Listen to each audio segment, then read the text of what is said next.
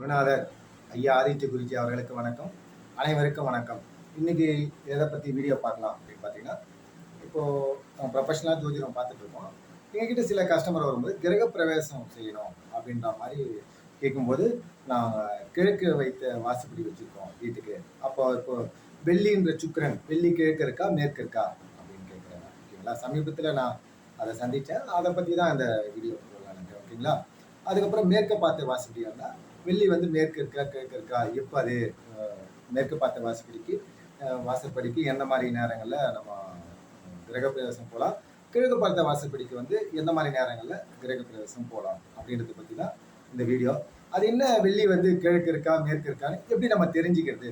ஜோதிட ரீதியாகவே நம்ம ஒரு ஜாதக கட்டத்தில் இப்போ நாம் பிறக்கக்கூடிய நம்முடைய ஜாதகமாக இருக்கட்டும், இன்றைய கோச்சாரமாக இருக்கட்டும், எல்லோருடைய ஜாதகத்திலையும் அவங்களுடைய அந்த வெள்ளின்றது சுக்கரனை தான் சொல்றாங்க. ஓகேங்களா, அப்போ நம்ம பிறக்கும்போது அந்த வெள்ளி வந்து கிழக்கு இருந்ததா மேற்கு இருந்ததா ஜாதக ரீதியாக எப்படி நம்ம புரிஞ்சுக்கிட்டு சொல்றாங்க. ஆமா, வெள்ளி இப்போ கிழக்கு இருக்கு மேற்கு இருக்கு அப்படின்னு சொல்றாங்க. அதை நம்ம எப்படி தெரிஞ்சுக்கலாம்? அதை பத்தின இந்த கிரக பிரவேசம் சம்பந்தமா வெள்ளி கிழக்கு இருக்கிறதுனா என்ன, மேற்கு இருக்கிறதுனா என்ன, இப்போ கிழக்கு இருக்கா மேற்கு இருக்கா, எப்போ கிழக்கு அது மேற்கு டிரான்ஸ்ஃபர் ஆகும், இது ஜோதிட ரீதியா நம்ம எப்படி தெரிஞ்சுக்கலாம்? இதுல ஐயாவுடைய சுபத்துவ பாவத்துவம் நம்ம எப்ப பயன்படுத்தணும்? ஓகேங்களா, ஜோதிடத்துல கிரக பிரவேசத்துக்கு சுபத்துவ பாவத்துவம் எப்படி நம்ம பயன்படுத்தணும் அப்படின்னு இந்த வீடியோ பார்க்கலாம். ஓகேங்களா, இப்போ வந்து கிழக்க பார்த்த வாசப்படி மேற்க பார்த்த வாசப்படி. ஓகேங்களா, இது இரண்டுத்துக்கு மட்டும்தான் வெள்ளின்ற சுக்கிரன் கிழக்க இருக்கா மேற்கு இருக்கா அப்படின்றத பார்ப்பாங்க. நீங்க வடக்க பார்த்த வாசப்படி இல்லைன்னா தெற்கு பார்த்த வாசப்படி நீங்க வீடு கட்டுறீங்கன்னா, நீங்க எந்த மாசம் வந்தாலும் வருஷம் ஃபுல்லா அந்த வாஸ்து நாட்களை மட்டும் பார்த்துக்கிட்டு நீங்க அந்த முகூர்த்த நாளை குறிச்சிட்டு அதை நீங்க அந்த பிடிச்ச மாதிரி நல்ல நாட்கள்ல நீங்க வந்து வீடு கிரக பிரவேசம் போயிடலாம். வடக்கு பார்த்த வாசப்படிக்கும் தெற்கு பார்த்த வாசப்படிக்கும் எந்த ரூலும் இல்லை. Any time okay, no problem, எந்த ரூல்ஸும் இல்லை. ஆனா கிழக்கு பார்த்த வாசப்படிக்கும் மேற்கு பார்த்த வாசப்படிக்கும் மட்டும்தான் இந்த ரூலை வந்து சொல்றாங்க. அதாவது கிழக்க பார்த்த வாசப்படிக்கு வெள்ளி கிழக்கு இருக்கும் போதுதான் நீங்க கிரக பிரவேசம் போகணும். மேற்க பார்த்த வாசப்படிக்கு மேற்க வெள்ளி இருக்கும் போதுதான், அந்த வெள்ளின்ற சுக்கிரன் இருக்கும் போதுதான் நீங்க கிரக பிரவேசம் போகணும் அப்படின்றத சொல்றாங்க. இதுதான் ரூல். அது என்ன, கிழக்கு பார்த்த வாசப்படிக்கு வெள்ளி கிழக்கு இருக்கா மேற்கு இருக்கா எப்படி நம்ம தெரிஞ்சுக்கிறது அப்படின்னா, இப்போ உதாரணத்துக்கு இன்றைய கோச்சாரத்துல சுக்கிரன் இங்கதான் இருக்காரு, சூரியன் இங்கதான் இருக்கிறார். இன்றைய கோச்சாரத்துல சுக்கிரன் கிழக்குல தான் இருக்கிறார். கிழக்குன்றது காலையில் சூரியன் உதயமாவது பார்த்தீங்களா, ஈஸ்ட், அதுதான் கிழக்கு. அந்த இடத்துல தான் இப்போ சுக்கரன் இருக்கார். நீங்கள் காலையில் சூரிய உதயத்துக்கு முன்பே ஒரு 5 மணிக்கு நீங்கள் போயிட்டு கிழக்கு வானம் பார்த்தீங்கன்னா அழகாக பிரைட்டாக சுக்கரன் தெரிவார். இப்போ கிழக்கில் தான் சுக்கரன் வந்து விடியற் காலையில் தெரிவார். இப்போ கிழக்க தான் வந்து அந்த சுக்கரன் வந்து இருக்கிறார். இது எப்படி ஜோதிட கருத்தில் தெரிஞ்சுக்கலாம் அப்படின்னு பார்த்தீங்கன்னா, சூரியனுக்கு இந்த பக்கம் சுக்கரன் இருக்கிறார்னா சுக்கிரன் வந்து மேற்கு இருக்கிறார்னு அர்த்தம். அதுவே சூரியனுக்கு இந்த பக்கம் சுக்கிரன் இருக்கிறார்னா கிழக்கே சுக்கிரன் இருக்கிறார் அப்படின்னு அர்த்தம். வெரி சிம்பிள், இவ்வளவுதான்.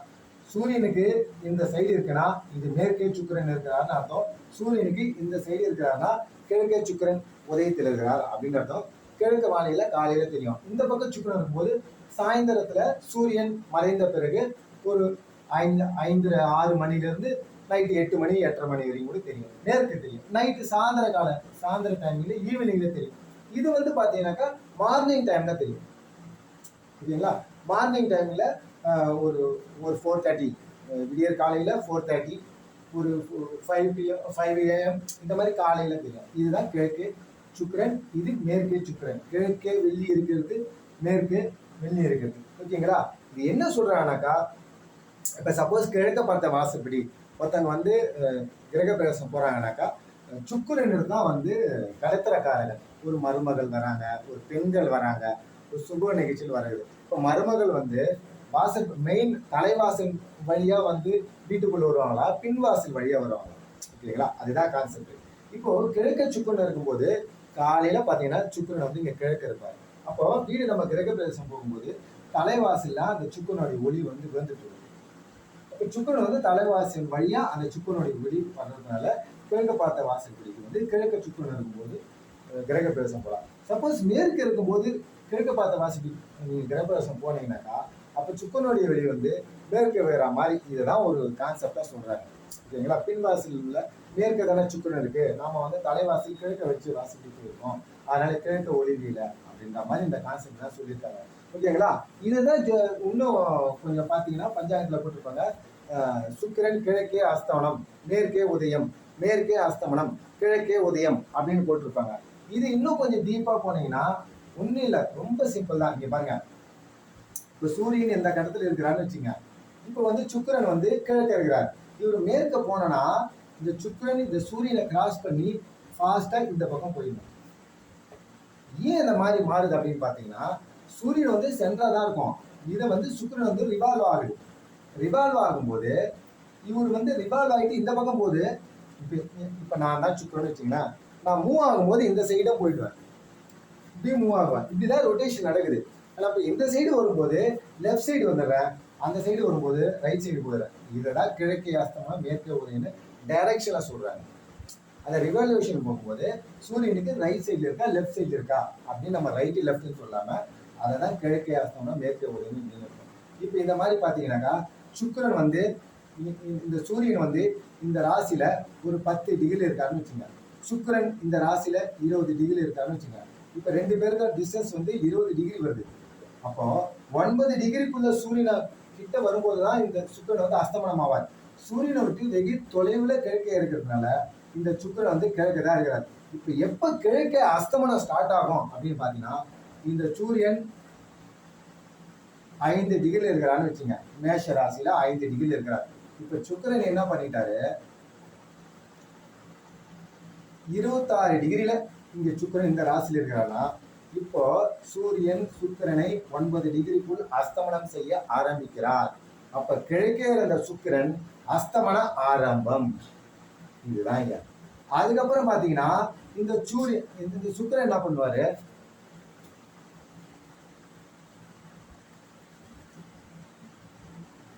சுக்கிரனே இங்க வந்துருவாரு, 4 டிகிரி இருக்கிறார், ஃபுல்லா அஸ்தமனத்தில் இருக்கிறார். ஏன்னா சூரியன் 5 டிகிரி இருக்கு, சுக்கிரன் வந்து 4 டிகிரில இருக்கு. ஓகேங்களா? ஃபுல்லா அஸ்தமனத்தில் இருக்கிறார்.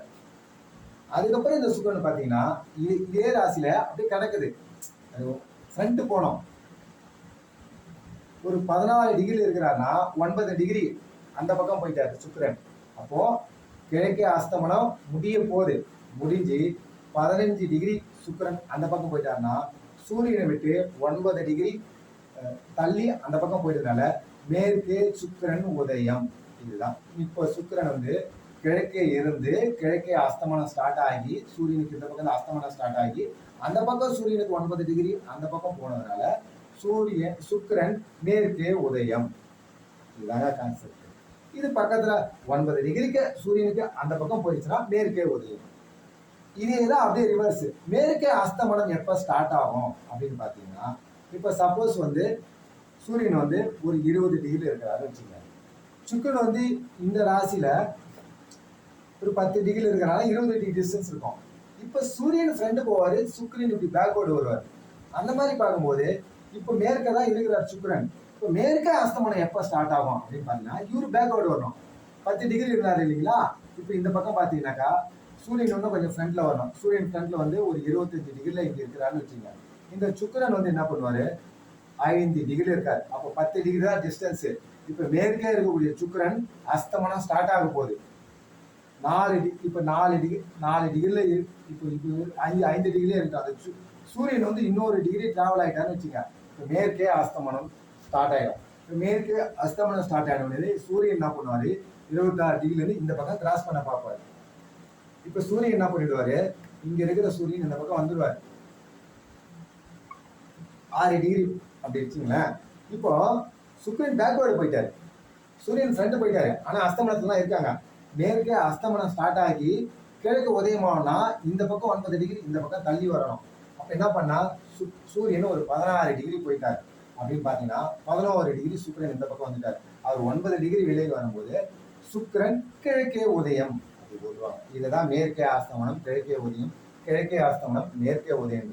இந்த சூரியனுக்கு அந்த சைடு போறதும் இந்த சைடு போறதும், இந்த சுக்கிரன் வந்து வீனஸ் வந்து சன்னை வந்து ரிவால்யூஷன் ஆகும்போது அது ரைட் சைடுல இருக்கா லெஃப்ட் சைடுல இருக்குதா, பூமியினுடைய கோணத்திலிருந்து பார்க்கும்போது அதான் தமிழ்ல மேற்கே தெரிகிறதா கிழக்கே தெரிகிறதா அப்படின்னு நம்ம பார்க்கலாம். ஓகேங்களா? இதுதாங்க அந்த சுக்கிரன் வந்து கிழக்கே அஸ்தமனமா இருக்கா மேற்கே இருக்கான்றது. சூரியன் சிம்பிளா இங்க இருக்கிறார், சுக்கிரன் இந்த பக்கம் இருக்குன்னா சுக்கிரன் வந்து மேற்கே இருக்கிறாருன்னு அர்த்தம். இந்த பக்கம் சுக்கிரன் இருக்கிறவங்க கிழக்கே இருக்கிறான்னு அர்த்தம். இந்த பக்கம் சுக்கிரன் இருக்குதுன்னா சுக்கிரன் காலையில 4:30 AM அவர் வந்து உதயம் ஆயிடுவார். அதுக்கப்புறம் தான் சன்னு, அதுக்கப்புறம் தான் சூரியன் வந்து ஒரு 6 o'clock வந்து சன்ரைஸ் ஆகும். ஓகேங்களா? இதுதாங்க கிழக்கே உதயம். இதே மேற்கே சுக்கிரன் இருக்கும்போது சப்போஸ் இந்த மாதிரி சுக்கிரன் இருக்கிறார், அந்த மாதிரினா என்ன ஆகுனாக்கா ஈவினிங்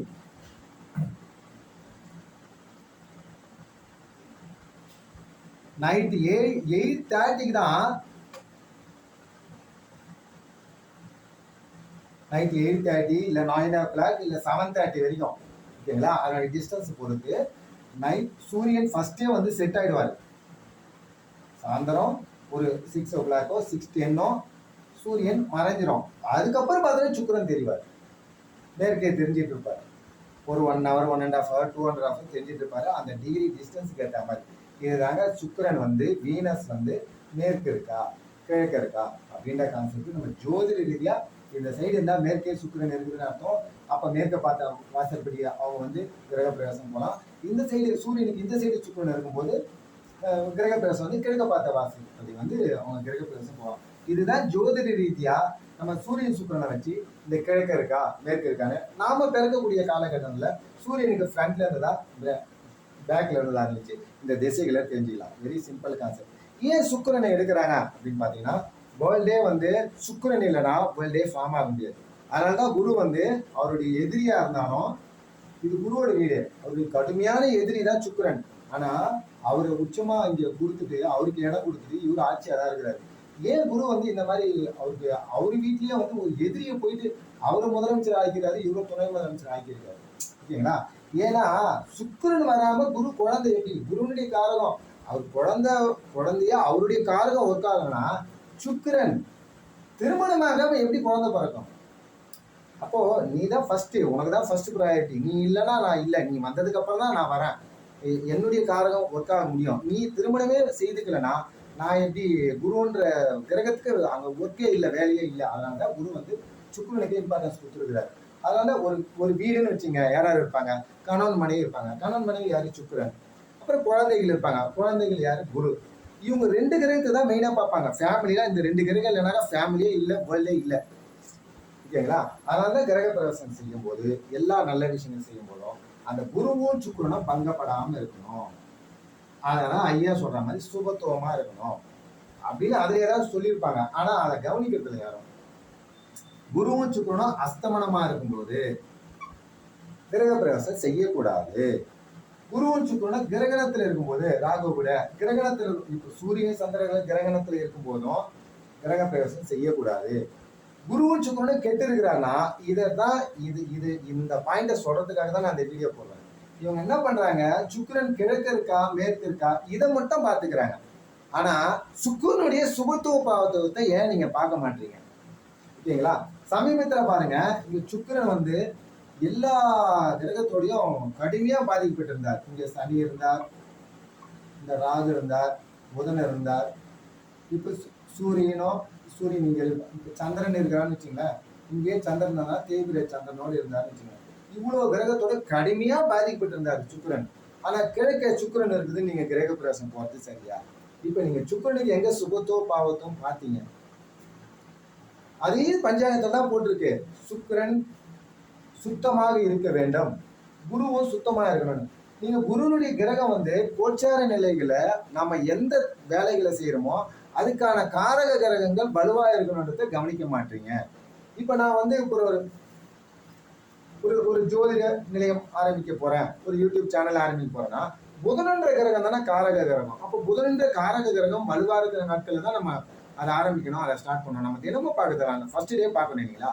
அப்ப திருமணம் வீட்டுக்கான காரகம் வந்து சுக்கிரன், 4ஆம் இடத்துக்கு காரகன் வந்து சுக்கிரன். அப்ப சுக்கிரன் வந்து இந்த மாதிரி பாவத்துவமா இருக்கும்போது நீங்க கிரக பிரவேசம் கிழக்கு இருக்குதே போலான்னு சொன்னா அப்ப அது வாஸ்துனால கூட இருக்கட்டும், நீ என்ன எண்ணிவே வச்சுங்க. ஆனா இது பொருள் இல்லையா? கிரக சுபத்துவம் பாவத்துவம் பார்க்க மாட்டீங்க. நீங்க அன்னைக்கு முகூர்த்தம் தான், அன்னைக்கு எல்லாம் கரெக்ட் தான். இது மாதிரி அட்லீஸ்ட் இந்த மாதிரி வந்துருச்சுங்க, அது ஓரளவுக்கு நிவர்த்தி என்னங்க, பௌர்ணமியில யூஸ் பண்ணிக்கலாம். இல்லைன்னா சந்திரன் எங்க இருக்கும்போது சந்திர அதியோகம், சந்திர அதியோகம் இந்த சுக்கிரனை கிடைக்கும். இந்த சந்திர அதியோகத்தின் வழியா இந்த சுக்கிரனுக்கு ஒளி கிடைக்கிறதுனால இந்த பாவத்துவம் ஆகி பாவத்துவ ஒளி வந்து சுகத்துவப்படுத்தப்படுது. இந்த நாளே அட்லீஸ்ட் பெட்டர் ஆப்ஷன் பண்ணலாம். அட்லீஸ்ட் அது கூட இல்லைங்க, சந்திர கேந்திரத்தையாவது சூஸ் பண்ணலாம். அட்லீஸ்ட் அந்த சுக்கிரனை கொஞ்சம் வேலை செய்யும். இப்படி எதுவுமே இல்லாம சந்திரன் இந்த மாதிரிலாம் இருக்கும்போது, இங்கெல்லாம் இருக்கும்போது நீங்க கிரக பிரவேசம் போனீங்கன்னா காரக கிரகமான சுக்கிரன் கிழக்க இருக்கா மேற்கு இருக்கான்னு மட்டும் பாக்குறீங்க.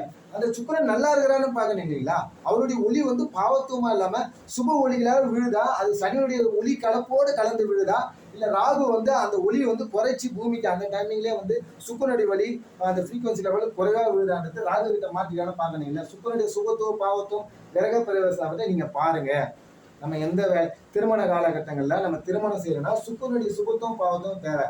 அட்லீஸ்ட் அந்த குறிப்பிட்ட காலங்கள்ல இந்த மாதிரி அவரு பங்கப்பட்டு இருந்தாலும் சந்திர கேந்திரத்திலேயாவது நீங்க யூஸ் பண்ணுங்க. சந்திர கேந்திரத்துல சந்திர அதியோகத்திலேயாவது யூஸ் பண்ணோம். சப்போஸ் புதன் பாதிக்கப்பட்டிருக்கிறாரு, நான் ஒரு ஸ்கூலுக்கு அப்ளிகேஷன் கொடுக்கணும் அப்படின்னும் போது புதன் இங்க இருந்து டிரான்ஸ்ஃபர் ஆகுது 1 மாசம் ஆகுது, ஆனா என்ன கொடுத்தே ஆகணும் ஆகும்போது அட்லீஸ்ட் சந்திர கேந்திரத்து மாதிரி ஒரு 3 நாளாவது இங்க இருக்கிற சந்திரன் இங்க வரும்போதாவது நம்ம வந்து அந்த ஒரு சந்திர கேந்திரத்துல புதனுக்கு எழுதணும். அட்லீஸ்ட் சந்திர கேந்திரமாவது சந்திர அதியோகமாவது மேக்சிமம் நம்ம அதையாவது சூஸ் பண்ண பாருங்க. அப்போதான் இந்த சந்திர கேந்திரத்தால சந்திரனுடைய ஒளி ரிஃப்ளெக்ஷன் ஆகி அந்த டைமிங் வந்து அந்த கிரகம் வந்து சுபத்துவம் அடையும். ஓகேங்களா, நீங்க வாஸ்து நாட்கள் எல்லாம் பார்க்குறோம் ரைட்டு, பட் ஆனால் கிரக சுபத்துவத்தை குருவுடைய சுபத்துவத்தையும் சுக்கிரனுடைய சுபத்துவத்தையும் பார்க்க வேண்டும் அப்படின்னு பஞ்சாங்கத்திலே தான் போட்டிருக்கு. பட் ஆனால் அந்த வரவங்க என்ன பண்றாங்கன்னாக்கா, நம்ம இதெல்லாம் சொன்னா அந்த அளவுக்கு ஜோதிடம் தெரிஞ்சவங்களுக்கு 100% அக்செப்ட் பண்ணிக்கிறாங்க. பட் கிராமத்துல இருந்து சில வரவங்களுக்கு நம்ம சொல்றது புரிய மாட்டேங்குது. அவங்களுக்கு கிழக்க வெள்ளி இருக்கா, சரி நான் கிரக இல்லைங்க இப்ப வேணாங்க, இன்னும் கொஞ்சம் தள்ளி செய்யுங்க, சுக்கிரன் நீங்க வரட்டுங்க, சுக்கிரன் நீங்க வந்ததுக்கு அப்புறம் போங்க, நல்லா பர்ஃபெக்டா இருக்கு, இப்ப இங்க சுக்கிரன் வந்தா கூட நீச்சலோட வீட்டுல இருக்கு அப்படின்னு கிரக சுபத்துவத்தை நம்ம எடுத்து சொன்னாலும் அட்லீஸ்ட் அந்த நாள்லயே வந்து இந்த இடத்துல சுக்கிரன் இருந்தாலும் இந்த பௌர்ணமி டைமிங்ல இங்க சந்திரன் வரும்போது இந்த சந்திரன் வரும்போது சந்திர அதிகத்தை பிடிச்சிக்கலாம் பார்க்கலாம், அவங்க அக்செப்ட் பண்ண மாட்டாங்க. அவங்க முகூர்த்த நாள் மட்டுமே மற்ற சில விஷயங்கள் மட்டும் கான்சன்ட்ரேஷன் பண்றாங்க. பட் சுக்கிரன் காரக கிரகத்தை வந்து கான்சன்ட்ரேஷன் பண்றதில்ல. பட் அந்த மாதிரி கொஞ்சம் நீங்களே யோசிச்சு பாருங்க, பிடிச்சிருந்தா நீங்க வந்து அதை ஃபாலோ பண்ணுங்க. ஓகேங்களா, இப்ப நம்ம திருமணம் செய்யறதுனால சுக்கிரனை கவனிக்கணும். சுக்கிரன் தான் எல்லாத்தையும் காரக கிரகம். அதான் சொல்றேன், ஒரு ஃபேமிலியே குருவே ஏன் சுக்கிரனுக்கு இந்த வீட்டுல இடம் கொடுத்தாரு, சுக்கிரன்னா குரு ஃப்ரெண்டா, அவர் ஏன் சனி வீட்டுல உச்சம் அடையல, அவர் ஏன் வந்து அவரு வீட்டுல மூலத்திரிகம் அடைஞ்சிட்டு அவர் நண்பரோட வீட்டுல நீச்சம் அடைகிறாரு, இவர் வீட்டுல உச்சம் அடையுமா, எதிரி வீட்டுல போய் உச்சம் அடைகிறாரு, அது குரு இடம் கொடுக்குறாரு. குருவோட ஃப்ரெண்டு செவ்வாய் தானே, அவங்க சந்திரன் தானே, சூரியன் தானே, அவங்களாம் கூட்டு உச்சம் அடைய வைக்காம இவர் எதுக்கு எதிரியை கொடுத்தாருன்னா, சுக்கிரன் இல்லைன்னா சுக்கிரன் தான் ஃபர்ஸ்ட், மருமகமே வரலன்னா அப்புறம் எங்கிருந்து அவர் குழந்தை பெற்றுக்கு, சுக்கிரன் தான் ஃபர்ஸ்ட், நீ வந்தாதான் என்னுடைய காரியமே செயல்படுறத குருவே அந்த மாதிரி படைப்பிலே அந்த ராசி கடத்திலே அப்படிதான் அமைஞ்சிருக்கு. அப்ப நம்ம சுக்கிரனுக்கு நாம மதிப்பு கொடுக்கணும் இல்லைங்களா. நாம சுக்கிரனுடைய காரக சம்பந்தமா திருமணம் சம்பந்தமா கிரக பிரவேசம் சம்பந்தமா நான் செய்யும்போது, கிரக பிரவேசம் செய்யும் போது என்ன நம்ம பண்றோம், ஒரு ஒரு பசு வந்து வாசப்படி வழியா நம்ம கூட்டிட்டு வரோம். எதுக்கு, பசுன்றது சுக்கிரனை குறிக்குது அப்படின்ற மாதிரி மகாலட்சுமி குறிக்குது. மகாலட்சுமின்றது சுக்கிரன், தனவரவு, நல்ல தனவரவு கொடுப்பான்னு அந்த பசு அந்த கான்செப்ட் பண்றோம். அதே மாதிரிதான் அந்த சுக்கிரன் மகாலட்சுமி அப்படின்னு நம்ம பாக்குறோம்னாக்கா அந்த சுக்கிரன் காரகரமா அந்த நேரத்துல சுப ஒளியா விழுதா அப்படின்றத நம்ம கவனிக்கணும் அப்படின்றதான் இந்த வீடியோ. ஓகேங்களா, அதே மாதிரி வாஸ்து நாட்கள்லாம் பாத்தீங்கன்னாக்கா சித்திரை 10 வைகாசி 21 இந்த மாதிரி சில நாட்கள்லாம் இருக்கு. அந்த நாட்கள்ல தான் நம்ம வாஸ்து பூஜைக்கான நாட்கள் இருக்கு. அது ஈஸியா நம்ம நெட்லயே டவுன்லோட் பண்ணலாம், நிறைய விஷயங்கள் தெரிஞ்சுக்கலாம். பட் ஆனா இது கொஞ்சம் பாருங்க. ஓகேங்களா, அது மாதிரி வாஸ்து நாட்கள் இருக்கு. அதுவே கிரக ஆரம்பம் பண்ணும்போது, கிரக ஆரம்பம் நான் ஃபர்ஸ்ட் பூமி பூஜை செய்யும் போது அன்னைக்கு பூமி பூஜை செய்யும் போது செவ்வாயை சுகத்தமா பாருங்க. ஏன்னா நம்ம பூமியில ஃபர்ஸ்ட் பூமிகாரகன் செவ்வாய் தான். நம்ம கிரக பிரவேசம் செய்யும் போது இந்த சுக்கிரனை பார்க்கும்போது கிரக ஆரம்பம் பூமி பூஜை செய்யும் போது செவ்வாய் சுகத்துவமா இருக்கான்னு கொஞ்சம் பாருங்க. ஏன்னா நம்ம அதையும் கொஞ்சம் கன்சிடர் பண்ணிக்கணும். அட்லீஸ்ட் ஒரு சந்திர கேந்திரம் மாதிரி சூஸ் பண்ண பாருங்க. ஓகேங்களா, அதே மாதிரி வாஸ்து பூஜைக்கான நேரங்கள் இருக்கு. மொத்தமே 90 மினிட்ஸ் தான். அது வந்து ஒரு 3.25 நாழிகை தான், 2 நாழிகை 1 மணி நேரம் அப்படின்ற அமைப்பில் கிட்டத்தட்ட 3.25 நாழிகை வந்து ஒரு 90 மினிட்ஸ். அந்த 90 மினிட்ஸில் தான் வந்து லாஸ்ட் வந்து ஒரு ½ அன் ஹவர் தான் வந்து அந்த கிரகப்பிரவேசம் செய்யக்கூடிய டைமிங்ஸ் அப்படின்னு சொல்கிறாங்க.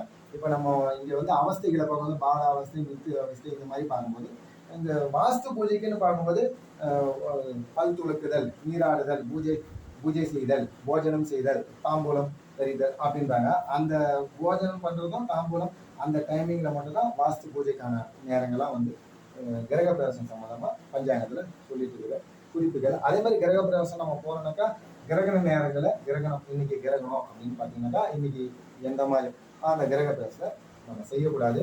அதே மாதிரி கீழ் நோக்கு நாள், கறி நாள், இந்த மாதிரி நிறைய எக்ஸிபிஷன் கொடுத்துருக்காங்க. இது எல்லாம் பார்க்குறீங்க ரைட்டு. பட் ஆனால் சுக்கரனுடைய சுபத்துவம் பார்த்துக்கிட்டே கொஞ்சம் பார்த்துங்க. அந்த பஞ்சாங்கத்திலே போட்டிருக்கு. பட் ஆனால் அது எல்லாரும் கவனிச்சிருந்தீங்கன்னா ஓகே. அப்படி கவனிக்காதுங்க. அந்த சுக்கரனுடைய சுபத்துவ பாவத்தையும் பார்த்துங்க. அப்படி சுக்கரன் சனியாக கூட இருந்தாலும் பரவாயில்லை. சந்திரனுடைய ஒளி அவருக்கு டிரான்ஸ்ஃபர் ஆகுது. அந்த மாதிரி கொஞ்சம் அட்ஜஸ்ட்மெண்ட் பண்ணிக்கலாம். டிகிரி அமைப்பில் கொஞ்சம் டிஸ்டன்ஸ் வரணும். ஓகேங்களா? ஒரு 12 டிகிரிக்கு தள்ளி இருக்கிற மாதிரி சந்திராதி யோகத்தில் சனியும் சுக்கரனும் இருந்தால் கூட சனியும் சுக்கரனும் ஒரு 12 டிகிரி தள்ளி இருந்து சந்திராதி யோகத்தில் சுக்கரன் இருக்கும்போது அந்த சுக்கரன் வந்து வலுவாகவே இருக்கிறாரு, சுபத்தன்மையோடு இருக்கிறாரு அப்படின்ற அமைப்பு வந்து பார்த்துக்கலாம். அதே மாதிரி அக்னி நட்சத்திரத்தில் கிரகப்பிரவேசம் செய்யக்கூடாது அப்படின்னு சொல்லுவாங்க. ஆடி மாதம் வந்து வாஸ்து பூஜைகள் செய்யலாம், பட் கிரகப்பிரவேசம் செய்யக்கூடாது அப்படின்ற மாதிரி ஒரு பாயிண்ட் வந்து சொல்லியிருப்பாங்க. ஓகேங்களா? இதுதான் வந்து சுக்கிரன் வந்து கிழக்க இருக்கா மேற்க இருக்கா அப்படின்றத பற்றின வீடியோஸு. இதே மாதிரி முகூர்த்தம் குறிக்கும் போதும் நம்ம முகூர்த்தம்ன்றது திருமணத்துக்கு தான் நம்ம செய்கிறோம். திருமணத்துக்கு காரகன் வந்து கலத்திர காரகன் மனைவி, அது வந்து சுக்கிரன் தான். இதே மாதிரி முகூர்த்தம் குறிக்கும் போதும் நம்ம சுக்கிரன் வந்து அன்னைக்கு வலுவா இருக்கா, நம்முடைய 7ஆம் அதிபதி. ஒரு உதாரணத்துக்கு ஒரு ரிஷப லக்னம்னு வச்சுங்க. ரிஷப லக்னம் இந்த லக்னம்னா இதுக்கு 7ஆம் அதிபதி செவ்வாய். இந்த 7ஆம் அதிபதி இப்போ ரிஷப லக்னக்காரன்னு ஒருத்தருக்கு திருமணம் ஆகுதுன்னா இந்த 7ஆம் அதிபதி செவ்வாய் அன்னைக்கு ஓரளவுக்காவது வலுத்து இருக்குதா, சுபத்துவமா இருக்குதா, அந்த பங்கப்படாமல் இருக்கா, பாவத்துவம் இல்லாத இருக்குதா, அதை கவனிங்க. 2வது சுக்கிரன். யாருடைய லக்னமாக இருந்தாலும் நீங்கள் திருமணம் செய்யக்கூடிய அந்த குறிப்பிட்ட காலகட்டம் ஒரு மாதம் நீங்கள் டைம் படிக்கிறா, அந்த ஒரு மாதத்துல ஒரு 4 முகூர்த்தம் இருக்குன்னா அந்த 4 முகூர்த்தத்துக்குள்ள உங்களுடைய 7ஆம் அதிபதி என்னைக்கு சுபத்துவமா இருக்கிறாரு, சுக்கிரனும் பங்கப்படாமல் இருக்கிறாரு, இது ரெண்டுத்தையும் மேட்ச் பண்ணி அந்த காரக கிரகங்களை மட்டும் ஆதிபத்திய ரீதியா 7ஆம் அதிபதி அன்னைக்கு சுபத்துவமா இருக்கணும், காரக ரீதியா சுக்கிரன் வலுவா இருக்கணும். இந்த மாதிரி மேட்ச் பண்ணுங்க. சமீபத்தில் என்னுடைய ஃப்ரெண்டு வந்து அவர் கஸ்டமர் தான், அவர் என்னை கேட்டுட்டு இருந்தாரு.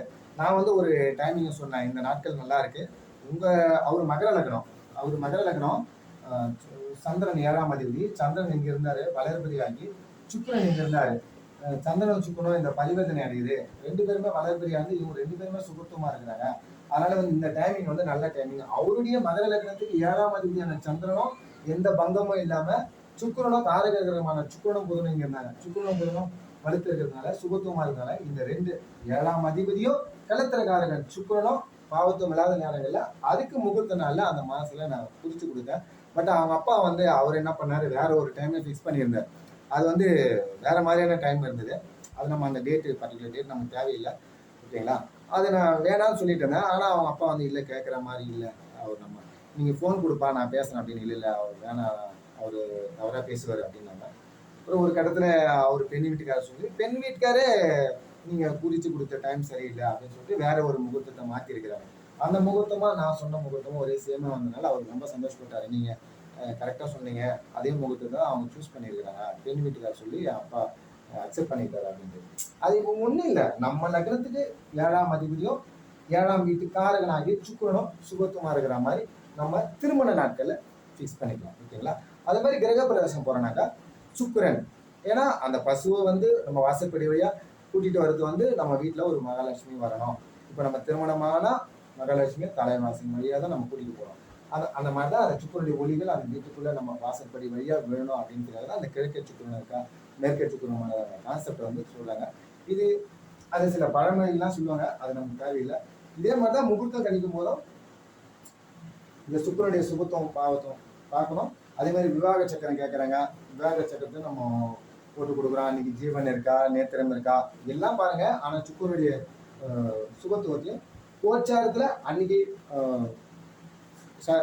இருவருக்கும் வந்து சந்திராஷ்டம நாளாக இருக்கா, ஏன்னா சந்திரனுடைய 2 பேருக்கும் வந்து சந்திராஷ்டம நாளா அன்னைக்கு இல்லாமல் இருக்கா, முகூர்த்த தப்ப. ஓகேங்களா?